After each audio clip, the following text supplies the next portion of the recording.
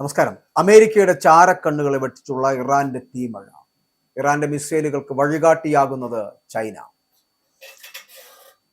അമേരിക്കയുടെ ചാരക്കണ്ണുകളെ വെട്ടിച്ച് കൃത്യതയോടെയുള്ള ഇറാന്റെ ആക്രമണം നടക്കുക.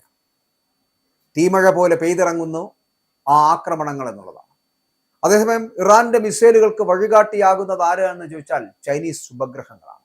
പശ്ചിമേഷ്യയിൽ ഇസ്രായേലിനും അമേരിക്കയ്ക്കുമെതിരെ ഇറാൻ നടത്തിയ ആക്രമണങ്ങളിൽ ലക്ഷ്യപ്രാപ്തി വർദ്ധിച്ചത് അന്താരാഷ്ട്ര തലത്തിൽ വലിയ ചർച്ചകൾക്ക് വഴിവെച്ചിരിക്കുന്നു എന്നുള്ളതാണ്. ഇറാൻ തങ്ങളുടെ മിസൈലുകളുടെയും ഡ്രോണുകളുടെയും കൃത്യത വർദ്ധിപ്പിക്കുവാൻ വേണ്ടിയിട്ട് ചൈനീസ് സാങ്കേതിക വിദ്യയായിട്ടുള്ള ബൈദു വ്യാപകമായി ഉപയോഗിക്കുന്നുവെന്ന നിഗമനത്തിലാണ് പ്രതിരോധ വിദഗ്ധർ. അമേരിക്കയുടെ ഗ്ലോബൽ പൊസിഷനിങ് സിസ്റ്റത്തിന് വെല്ലുവിളിയായിട്ട് ചൈന വികസിപ്പിച്ചെടുത്ത അത്യാധുനിക സാറ്റലൈറ്റ് നാവിഗേഷൻ സംവിധാനമാണ് ബൈദു. 1990കളിൽ നടന്ന തായ്വാൻ കടലെടുക്ക് പ്രതിസന്ധിയുടെ സമയത്ത് യുദ്ധ സാഹചര്യങ്ങളിൽ അമേരിക്ക GPS സേവനങ്ങൾ നിഷേധിച്ചേക്കാമെന്ന ആശങ്കയാണ് സ്വന്തമായിട്ടൊരു സംവിധാനം വികസിപ്പിക്കുവാൻ ചൈനയെ അന്ന് പ്രേരിപ്പിച്ചത്. 3 ഘട്ടങ്ങളിലായി പൂർത്തിയാക്കിയ ഈ പദ്ധതി 2020 ബൈദോസ് എന്ന പേരിൽ എന്ന 3ാം തലമുറ സംവിധാനത്തിലൂടെ ആഗോളതലത്തിൽ പ്രവർത്തന സജ്ജമായി എന്നുള്ളതാണ്. ഇറാനിയൻ മിസൈലുകൾക്കും ഡ്രോണുകൾക്കും ലക്ഷ്യസ്ഥാനങ്ങൾ കൂടുതൽ കൃത്യമായിട്ട് കണ്ടെത്തുവാൻ സഹായിക്കുന്നുണ്ട് എന്ന് വിദഗ്ധർ വിലയിരുത്തപ്പെടുന്നുണ്ട്. പശ്ചിമേഷ്യയിലെ യുദ്ധ സാഹചര്യങ്ങളിൽ GPS സിഗ്നലുകൾ അത് തടസ്സപ്പെടുമ്പോൾ ബൈദു നൽകുന്ന സുരക്ഷിതമായിട്ടുള്ള ആശയവിനിമയ മാർഗങ്ങൾ ഇറാൻ പ്രയോജനപ്പെടുത്തുകയാണ് ഇപ്പോൾ. ഒരു പ്രത്യേക രാജ്യത്തിന്റെ സാങ്കേതിക വിദ്യയെ മാത്രം ആശ്രയിക്കാതെ ആഗോള നാവിഗേഷൻ സംവിധാനങ്ങൾ വൈവിധ്യവൽക്കരിക്കുന്നത് ആധുനിക യുദ്ധമുറകളിൽ വലിയ മാറ്റങ്ങൾ കൊണ്ടുവരുന്നതായിട്ട് പ്രതിരോധ വിദഗ്ധരടക്കം അഭിപ്രായപ്പെടുന്നതും ഇതുകൊണ്ട് മാത്രമാണ്. പാശ്ചാത്യ രാജ്യങ്ങളുടെ ഇടപെടലുകളെ മറികടക്കാൻ ഇത്തരം സഹകരണങ്ങൾ ഇറാനെ പ്രാപ്തമാക്കുന്നു എന്നുള്ള റിപ്പോർട്ടുകളാണ് ഇതുകൊണ്ട് സൂചിപ്പിക്കുന്നത്. ഉപഗ്രഹങ്ങളിൽ നിന്നുള്ള സിഗ്നലുകൾ ഉപയോഗിച്ച് മിസൈലിന്റെ സഞ്ചാര പഥം നിരന്തരം പുതുക്കുവാനും ലക്ഷ്യസ്ഥാനത്ത് കൃത്യമായിട്ട് പതിക്കുവാനും ഇതിനെ സഹായിക്കുന്നു.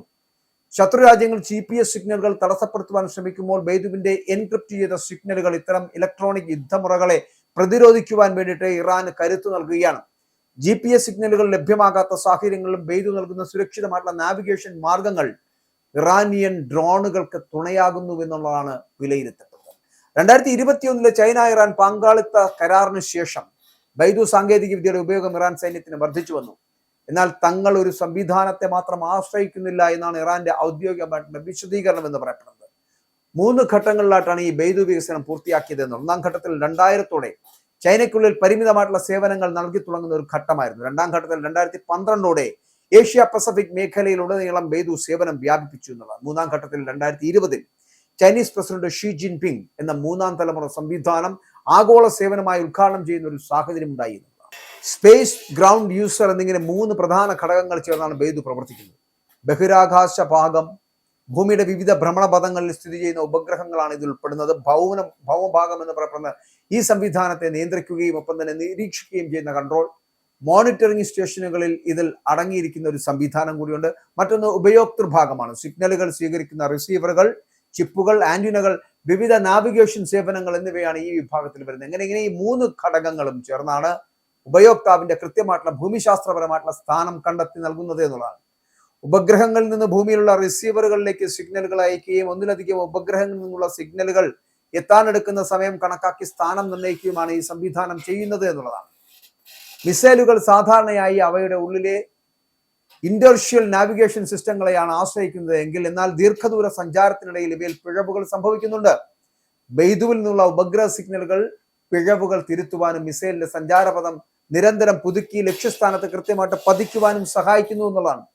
ഇതുകൂടാതെ ശത്രുക്കൾ GPS സിഗ്നലുകൾ തടസ്സപ്പെടുത്തുവാൻ ശ്രമിക്കുമ്പോൾ ബൈദുവിന്റെ എൻക്രിപ്റ്റ് ചെയ്യപ്പെട്ടുള്ള സിഗ്നലുകളും ആധികാരികത ഉറപ്പുവരുത്തുന്ന സംവിധാനങ്ങളും ഇത്തരം ഇലക്ട്രോണിക് യുദ്ധമുറകളെ ഫലപ്രദമായിട്ട് പ്രതിരോധിക്കുവാൻ സഹായിക്കുന്നു എന്നുള്ളതാണ്. ചൈനയുടെ ബൈദുവിന് സമാനമായിട്ട് റഷ്യയ്ക്കും യൂറോപ്പിനും സ്വന്തം ഉപഗ്രഹ നാവിഗേഷൻ സംവിധാനങ്ങളുണ്ട്. അമേരിക്കയുടെ GPS, ചൈനയുടെ ബൈദു എന്നിവയ്ക്കൊപ്പം ആഗോളതലത്തിൽ ലഭ്യമായ മറ്റ് പ്രധാന നാവിഗേഷൻ സ്രോതസ്സുകളാണ് റഷ്യയുടെ ഗ്ലോനാസും അതിന് സമാനമായ യൂറോപ്പ് വികസിപ്പിച്ചെടുത്ത ഉപഗ്രഹ നാവിഗേഷൻ സംവിധാനമാണ് ഗലീലിയോ എന്ന് പറയുന്നത്. അപ്പോൾ ഇറാനെ പോലുള്ള രാജ്യങ്ങൾ അവരുടെ മിസൈൽ ആക്രമണ ലക്ഷ്യത്തിനായിട്ട് ഒരു സംവിധാനത്തെ മാത്രം ആശ്രയിക്കുന്നതിന് പകരം GPS, ഗ്ലോനോസ്, ഗലീലിയോ തുടങ്ങിയ ലഭ്യമായിട്ടുള്ള എല്ലാ സാധ്യതകളും ഉപയോഗിക്കുന്നതായിട്ടാണ് വിദഗ്ധർ ചൂണ്ടിക്കാട്ടുന്നത്. ബദൽ സംവിധാനങ്ങൾ നിലവിൽ വന്നതോടെ നാവിഗേഷൻ ആവശ്യങ്ങൾക്കായിട്ട് അമേരിക്കൻ സാങ്കേതിക വിദ്യയെ മാത്രം ആശ്രയിക്കേണ്ടി വരുന്ന സാഹചര്യം അത് കുറയുകയും യുദ്ധസമയങ്ങളിൽ സിഗ്നലുകൾ തടസ്സപ്പെടുത്തുന്നത് ശത്രുക്കൾക്ക് പ്രയാസകരമാവുകയും ചെയ്യുന്ന തരത്തിലേക്ക് എത്തപ്പെട്ടിരിക്കുന്നു എന്നുള്ളതാണ്. മാത്രമോ 2015 ബെയ്തു സംവിധാനം ഉപയോഗിക്കുവാനുള്ള കരാറിൽ ഇറാൻ ഉൾപ്പെട്ടിരുന്നുവെങ്കിലും 2021 ചൈന ഇറാൻ പങ്കാളിത്ത കരാറിന് ശേഷമാണ് ഈ സംയോജനം വേഗത്തിലായത് എന്നുള്ളതാണ്. ഇറാന്റെ സൈന്യം അവരുടെ മിസൈലുകളിലും ഡ്രോണുകളിലും ബെയ്തു സിഗ്നലുകൾ ഉൾപ്പെടുത്തിയിട്ടുള്ളതായിട്ട് വിദഗ്ധരടക്കം സാക്ഷ്യപ്പെടുത്തുകയാണ്. കഴിഞ്ഞ വർഷത്തെ യുദ്ധത്തിനിടയിൽ മേഖലയിൽ GPS തടസ്സങ്ങൾ ഉണ്ടായതും ഇത്തരം ബദൽ സംവിധാനങ്ങളിലേക്ക് മാറുവാൻ ഇറാനെ പ്രേരിപ്പിച്ചതായിട്ടുള്ള വിവരങ്ങളാണ് ഇതുമായിട്ട് ബന്ധപ്പെട്ട് പുറത്തു വരുന്നത്. തങ്ങളൊരു സംവിധാനത്തെ മാത്രം ആശ്രയിക്കുന്നില്ല എന്നും GPS റഷ്യയുടെ ഗ്ലോണാസ്, യൂറോപ്പിലെ ഗലീലിയോ എന്നിവയുൾപ്പെടെയുള്ള എല്ലാ സാധ്യതകളും ഉപയോഗിക്കുന്നുണ്ട് എന്നുമാണ് ഇറാന്റെ ഔദ്യോഗികമായിട്ടുള്ള വിശദീകരണം. അമേരിക്കയുടെ GPS ശൃംഖല പതിറ്റാണ്ടുകളായിട്ട് ഈ രംഗത്ത് പുലർത്തിയിരുന്ന മേധാവിത്വത്തിന് ചൈനയുടെ ബെയ്തുവും റഷ്യയുടെ ഗ്ലോണാസും വലിയ വെല്ലുവിളികളാണ് ഉയർത്തുന്നത്. ആധുനിക യുദ്ധമുറകളിൽ സാങ്കേതിക കരുത്തിന്റെ തുലനാവസ്ഥ മാറുന്നതിന്റെ വലിയൊരു സൂചനയാണ് ഈ നീക്കങ്ങൾ വിലയിരുത്തപ്പെടുന്നത് എന്നുള്ളതാണ്. അപ്പോൾ ഞാൻ ആദ്യം സൂചിപ്പിച്ച പോലെ അമേരിക്കയുടെ ചാരക്കണ്ണുകളെ വെട്ടിച്ചുകൊണ്ട് ഇറാന്റെ തീമഴ അമേരിക്കയിൽ നടത്തുന്നുണ്ട് എങ്കിൽ അതിനൊരേ ഒരു അർത്ഥമേ ഉള്ളൂ. ഇറാൻ ആഗ്രഹിക്കുന്ന ഒരു കാര്യം ട്രംപിന്റെ പതനമാണ്, ട്രംപിനെ വകവരുത്തുക എന്നുള്ളതാണ്, ട്രംപിനെ വധിക്കുക എന്നുള്ളത്. അതിൽ കുറഞ്ഞതൊന്നും ഇറാൻ ആഗ്രഹിക്കുന്നില്ല. അതുപോലെ തന്നെയാണ് ഇസ്രായേലിന്റെ പ്രധാനമന്ത്രി ബെഞ്ചമിൻ നെതന്യാഹുവിനെ വധിക്കുക എന്നതിൽ കുറഞ്ഞതൊന്നും ഇറാന്റെ മുമ്പിലില്ല. ഇറാൻ ഒരു ലക്ഷ്യത്തിലേക്കുള്ള യാത്രയാണ്. അതുകൊണ്ട് തന്നെയാണ് അമേരിക്ക വിക്ഷേപിക്കുന്നത് എന്തിനേയും തട്ടി തകർത്തുകൊണ്ട്, അമേരിക്കയുടെ ചാരക്കണ്ണുകളെ തന്നെ വെട്ടിച്ചുകൊണ്ട് ഇറാൻ തീമഴ പെയ്യിക്കുന്നത് അമേരിക്കയിൽ എന്നുള്ള കാര്യത്തിൽ തർക്കം.